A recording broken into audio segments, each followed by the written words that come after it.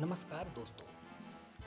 भगवान ने हम सभी को अपनी भावनाओं को व्यक्त करने व एक दूसरे से बात करने के लिए बोली प्रदान की है। संसार में कुछ व्यक्ति ऐसे होते हैं जो बहुत ही कम बोलते हैं और वही कुछ व्यक्ति ऐसे भी होते हैं जो बस बिना सोचे समझे बोलते ही रहते हैं।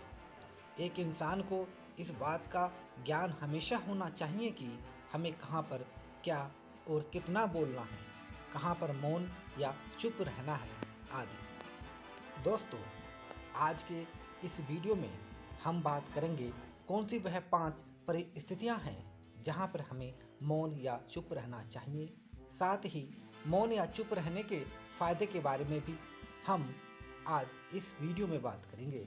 तो चलिए शुरू करते हैं। एक बार की बात है जब किसी गुरु का एक शिष्य ज़्यादा बोलने की आदत से परेशान था। वह जब भी अपने दोस्तों से मिलता तो उन्हें अपने विचारों को बताने लगता। उससे कोई व्यक्ति पूछे या ना पूछे, वह सभी को अपने आसपास की चीज़ों के बारे में राय देने लगता था। जब भी कोई आश्रम का अन्य छात्र उससे अपनी समस्या बताने आता तो ही बिना बात सुने उसे अपनी राय या सलाह देने लग जाता था।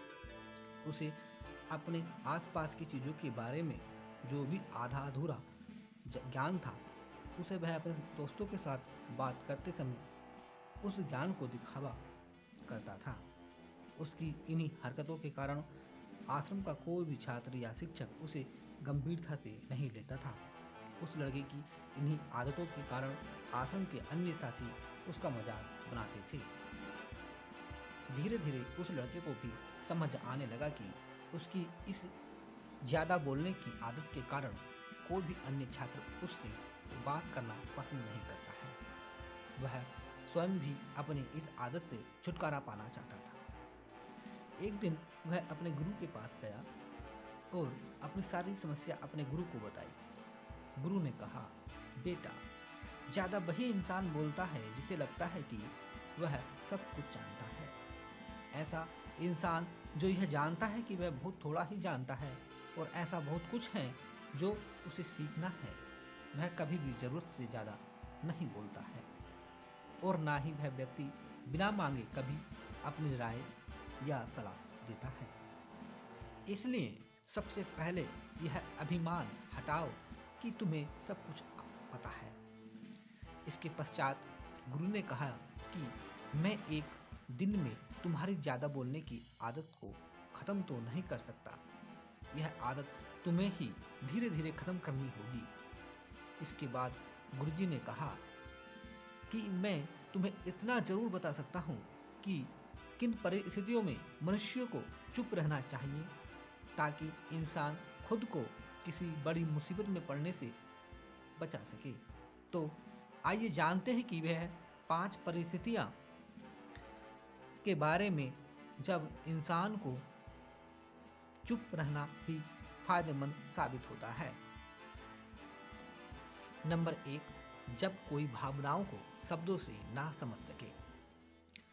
जब तुम्हें लगता है कि कोई व्यक्ति तुम्हारी भावनाओं को तुम्हारे शब्दों से नहीं समझ पा रहा है, ऐसी परिस्थिति में इंसान का चुप रहना ही बेहतर है। अक्सर हम लोगों को अपने दुख व अपनी परेशानियां बताना शुरू कर देते हैं, जबकि हमारे आसपास रहने वाले ज़्यादातर लोगों को इससे कोई मतलब नहीं होता है। हर इंसान को केवल खुद से ही मतलब होता है। 1 या 2 बार कोई इंसान तुम्हारी दुख व तकलीफ़ों को सुनेगा, लेकिन उसके बाद वह तुमसे दूर भागना शुरू कर देगा, क्योंकि कोई भी व्यक्ति दुखी या असहाय इंसान के साथ रहना पसंद नहीं करता है। इसलिए अपने कुछ करीबी खास मित्र व परिवार के सदस्यों को छोड़कर किसी ऐसे इंसान को अपनी परेशानियां ना बताएं जो तुम्हारी बातों को समझने की बजाय उसका मजाक बनाए। नंबर 2, किसी चीज या घटना का आधा अधूरा ज्ञान होने पर। जब तुम्हें यह न पता हो कि किसी विशेष मौके पर क्या बोलना है या किसी विशेष घटना के बारे में तुम्हें आधा अधूरा ही ज्ञान हो, तो ऐसे मौके पर भी हमें चुप रहना चाहिए। अक्सर व्यक्ति अपने आधे अधूरे ज्ञान के कारण हंसी का पात्र बनता है। ऐसे व्यक्ति को लोग गंभीरता से लेना भी पसंद नहीं करते हैं। हमें कभी भी आधी अधूरी व इधर उधर से मिलने वाली जानकारी के आधार पर लोगों से अपनी बात मनवाने की कोशिश नहीं करना चाहिए। नंबर 3 है, जब कोई व्यक्ति किसी की बुराई कर रहा हो। जब कोई इंसान तुम्हारे सामने किसी तीसरे इंसान की बुराई कर रहा हो, तब ऐसी परिस्थिति में भी तुम्हें चुप रहना चाहिए। तुम्हें कभी भी ऐसी नकारात्मक बातचीत का हिस्सा नहीं बनना चाहिए, क्योंकि आज जो इंसान तुम्हारे सामने किसी तीसरे इंसान की बुराई कर रहा है, वही कल किसी और के सामने तुम्हारी भी बुराई करेगा। इसलिए जब भी कभी कोई किसी तीसरे इंसान की बुराई करे या उसके बुरे समय का मजाक उड़ाए, तो तुम्हें सिर्फ उसकी बातों को सुनना है। उस पर किसी भी प्रकार की अपनी राय या प्रतिक्रिया नहीं देना चाहिए। नंबर 4, जब कोई तुम पर क्रोध या घृणा करे। जब कोई तुम्हारे ऊपर गुस्सा या घृणा से चिल्लाए, तुम्हारा अपमान करने की कोशिश करे, ऐसी परिस्थिति में तुम चुप रहकर सामने वाले के गुस्से और घृणा को कम कर सकते हो। साथ ही तुम इस स्थिति को और अधिक खराब होने से भी बचा सकते हो। गुस्सा कम होने पर जब व्यक्ति को अपनी गलती का एहसास होगा, तब आपके चुप रहने के कारण ही वह हो सकता है आपसे माफ़ी मांगने का प्रयास करे। हर परिस्थिति में भी हमें चुप नहीं रहना चाहिए। यदि कोई व्यक्ति गलत कर रहा है तो हमें चुप नहीं रहना चाहिए, क्योंकि कुछ लोग ऐसे होते हैं जिन्हें चुप रहना हमारी कमजोरी प्रतीत होता है। गुस्से के दौरान चुप रहने का यह तरीका हमारे सगे संबंधी, हमारे परिवार व मित्रों के लिए ही सही है, न कि हर इंसान के लिए। हर जगह चुप रहने का कुछ लोग गलत फायदा भी उठा सकते हैं। नंबर 5, जब कोई अपना दुख या परेशानी बताए।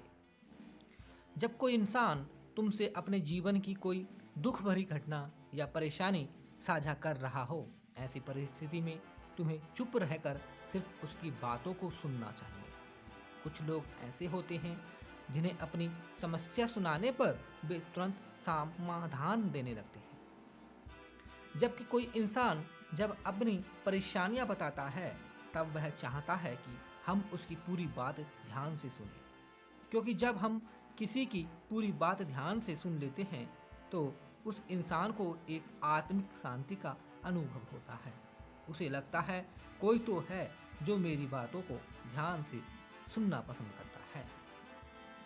आशा करता हूँ किन 5 परिस्थितियों में हमें चुप या मौन रहना चाहिए पर आपको हमारी ये कहानी पसंद आई होगी। हमारे साथ अंत तक बने रहने के लिए बहुत धन्यवाद।